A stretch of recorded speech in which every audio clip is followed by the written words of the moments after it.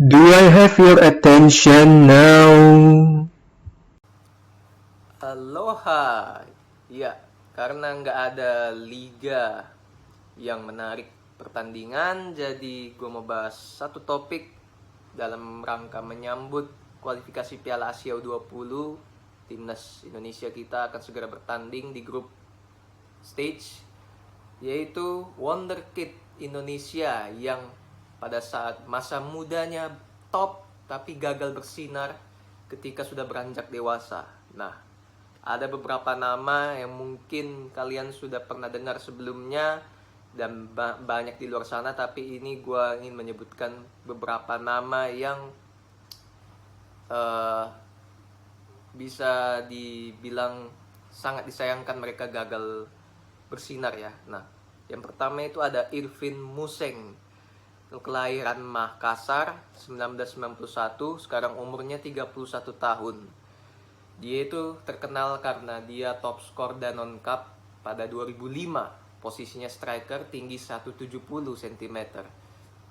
Nah, yang menyebabkan dia itu gagal bersinar ketika dewasa adalah karena sering dihantam oleh cedera parah pada saat dia usianya masih muda, berkali-kali cedera sehingga dia gagal untuk menunjukkan performa terbaiknya pada saat dia masih muda, sehingga dia sekarang nasibnya itu sekarang menjadi agen pemain di Liga Indonesia.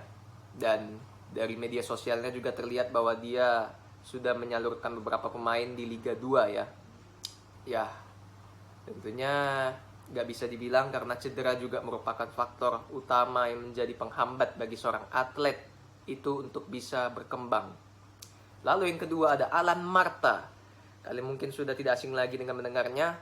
Kelahiran Padang Pariaman 1992, umurnya sekarang 30 tahun. Posisi striker juga, tubuhnya mungil. Dia itu dikenal pada saat kualifikasi Piala Asia 2008. Di tahun 2007, dia mencetak quadrik 4 gol sekaligus dalam rentang waktu 12 menit untuk timnas U16 Indonesia kala itu. Sejak saat itu namanya melejit bersama timnas dan juga dilirik oleh klub-klub lokal Indonesia. Diantaranya dia pernah berjuara bersama Sriwijaya FC U21, pernah bermain di Persija juga. Dan setelah itu dia menimba ilmu di SAD Uruguay, program PSSI pada saat itu, angkatan pertama. Dia masuk di situ 2008 sampai 2011, 3 tahun di SAD Uruguay. Namun setelah pulang ke Indonesia, dia sering sekali kesulitan menembus tim utama di klub lokal Indonesia, sehingga pada akhirnya dia gak bisa bersaing setelah usianya produktif. Dan sekarang dia kabarnya menggeluti dunia kesosialan, di mana dia membantu warga pada saat pandemi COVID 2020 kemarin. Dan dia sekarang sudah pensiun jadi pemain profesional ya. Dan yang ketiga itu ada Reva Mani, kelahiran Surabaya 1992, tahun 30 tahun sekarang umurnya. Menimba ilmu di SAD Uruguay juga, angkatan pertama 2008. Dan sering dihantam cedera juga, sangat disayangkan. Dia itu posisinya defender, lagi-lagi cedera yang menghambat karir seorang pemain muda untuk berkembang. Dan sekarang dia banting setir ke militer, alias masuk ke TNI AD, Angkatan Darat. Dan dia sudah pensiun sebagai pemain profesional ya. Lalu yang keempat itu nama yang tidak asing lagi di kuping kalian, yaitu Okto Maniani, kelahiran Jayapura 1990, 31 tahun, bersinar di AFF 2010 seperti yang kita dengar, dan di SEA Games 2011 medali perak bersama Coach RD pada saat itu. Dan yang membuat dia itu melempem ketika masuk profesional itu adalah dia sering melakukan tindakan indisipliner, alias sering kelayapan, gak disiplin dalam latihan dan sebagainya, seperti kasus-kasus yang sudah pernah ada, yang sudah pernah ramai seperti itu ya. Dan setelah dia sering melakukan hal tersebut, akhirnya dia masuk ke beberapa klub tapi gak bisa menembus tim utama, dan akhirnya dia main sinetron di TV. Lalu pada saat COVID melanda Indonesia, dia menjadi nelayan pulang ke kampung halamannya. Dan 2021 dia sempat masuk ke partai politik di Partai Gelora pada saat itu. Dan sekarang untungnya dia sudah kembali lagi ke profesional, yaitu bergabung ke PSBS Biak di Liga 2. Octavianus Maniani, semoga beliau usianya masih 31 tahun bisa pelan-pelan menemukan permainan terbaiknya pada saat dia muda ya. Nah, yang kelima, Tristan Alif. Ya, nama yang sudah sangat sering kita dengar, dan dengan beberapa prestasi pertunjukan yang dia buat. Lahir Jakarta 2004, 17 tahun usianya sekarang, masih sangat muda. Dia itu terkenal karena membuat video dengan video jugglingnya di usianya masih 7 tahun kalau nggak salah waktu itu. Dan gara-gara video viral itu dia sempat trial di Akademi Ajax pada 2013 dan diperebutkan oleh Akademi Feyenoord juga pada saat itu. Namun yang membuatnya gagal untuk bisa tetap top sampai dewasa, sampai remaja ke atas, yaitu karena masalah administrasi yang membuat dia itu tidak bisa bergabung ke klub Eropa. Masalah administrasi, sehingga akhirnya dia pulang ke Indonesia. Dan 2019 dia sempat ikut seleksi timnas U16 eranya Bima Sakti awal-awal pada saat itu, namun namanya dicoret karena alasan kemampuan yang kurang mungkin dinilai oleh tim kepelatihan pada saat itu.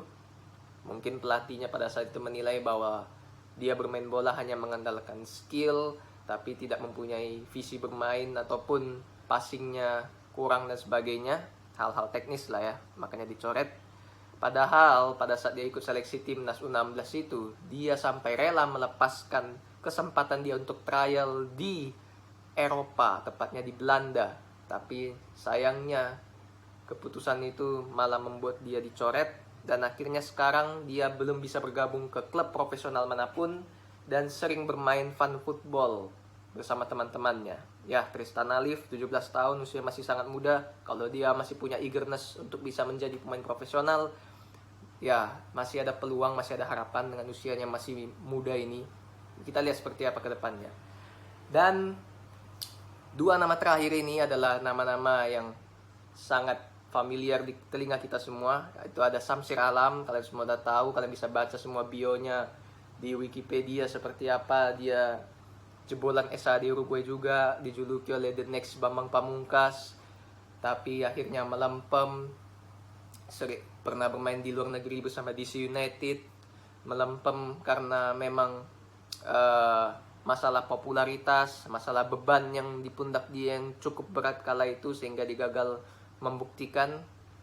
Akhirnya setelah dari sepak bola, dia sempat hijrah menjadi presenter di TV, My Trip My Adventure tetapnya.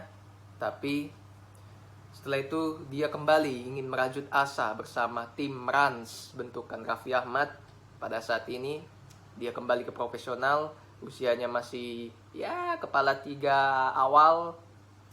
Walaupun masih belum bisa menemukan performa terbaiknya, wajar dia pensiun dari profesional sampai balik lagi di 2022 itu, yaitu 6 tahun, jadi gak gampang. Ya, kita lihat seperti apa, apakah Samsir Alam bisa bangkit atau tidak.